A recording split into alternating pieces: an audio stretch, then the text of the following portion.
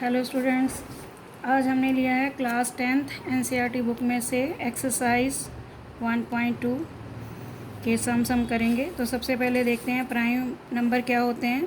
Prime number जो अपने table पे जाते हैं उनको प्राइम नंबर कहते हैं। जैसे 2, 3, 5, 7 ये हैं प्राइम नंबर।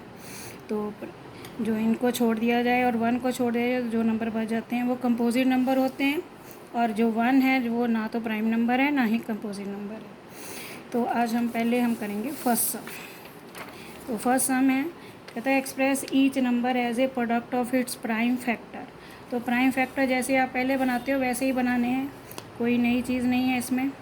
तो पहले 2 पे गया 70, फिर 72 पे गया 35, फिर ये 5 पे गया 7 और ये 7 आ गया। तो अब हम इसको कैसे लिखेंगे, 140 is equal to 2 into 2 into 5 into 7। तो 2 की पावर 2 आई, 5 इंटू 7। अब हम इसका ट्री भी बना सकते हैं, फैक्टर ट्री। तो ये देखिए बिल्कुल इसी तरह जैसे डिवाइड किया है वैसे ही बना देना है। यहाँ पे 2 से डिवाइड किया था तो कितना आंसर आया 70। फिर 70 को डिवाइड किया था, किससे डिवाइड किया था 2 से, तो कितना आया 35। फिर 35 को आपने डिवाइड किया 5 से और कितना आया 7। इसी तरह 5005 के फैक्टर बनाए। तो पहले ये 5 पे गया क्योंकि लास्ट डिजिट 5 है, फिर 7, फिर 11 और 13 पे। इसी तरह हम इसका भी ट्री बना सकते हैं। तो अब जो अगला थर्ड सम है कि हमने HCF और LCM कैसे निकालना है। तो ये फैक्टराइजेशन है, इसी पर एक ये फंडामेंटल एक थ्योरम है हमारी, उसी पर आधारित है कि हर कंपोजिट नंबर को हम उसके प्राइम फैक्टराइजेशन की प्रोडक्ट के फॉर्म में लिख सकते हैं, चाहे ऑर्डर कुछ भी हो। आगे हम करेंगे सेकेंड सम। HCF निकाल लेंगे और LCM निकाल लेंगे। तो HCF तो आपने यूक्लिड मेथड से निकाल लिया होगा, तो अभी हम करेंगे फैक्टराइजेशन मेथड से। तो पहले इसके 26 के फैक्टर बनाएंगे। तो 2 पे गया 13 आया, 13 प्राइम नंबर है, यहाँ पे ख़त्म हो गए हमारे फैक्टर्स, 13 आ गया। फिर 91 के फैक्टर बनाएंगे। 91 2 पे नहीं जा रहा, 3 पे भी नहीं जा रहा है, 7 पे जा रहा है। 7 से डिवाइड करके देखेंगे तो 13 आया। तो ये आ गया हमारा 7 इंटू 13। तो अब बच्चों ध्यान से देखना है कि HCF कैसे निकालना है। HCF मीन्स होता है हाईएस्ट कॉमन फैक्टर। तो इनमें जो कॉमन फैक्टर है वो देखो आप कौन सा है, ये है कॉमन 13। तो 13 की जो पावर है वो 1 है। तो HCF में आपने लोएस्ट पावर लेनी है, कॉमन फैक्टर की लोएस्ट पावर। तो 13 की पावर 1 है तो फैक्टर आ गया हमारा 13 की पावर 1। तो हमारा HCF आ गया 13। अब हमने लिखना है LCM।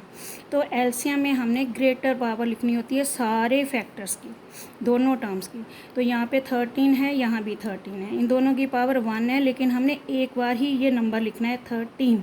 अब इसके बाद जो कॉमन नहीं है वो जो बाकी बच गए हैं वो सारे फैक्टर्स लिख लेने हैं, मल्टीप्लाई कर लेना है, इसका 182 आ जाएगा।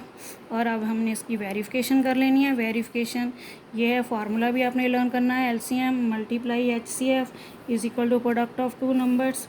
तो LCM हमारा आया 182, HCF 13 आया, और जो प्रोडक्ट 2 नंबर्स हैं वो 26 और 91 है। तो हम इसको मल्टीप्लाई करके देख लेंगे, दोनों सेम आंसर आएंगे।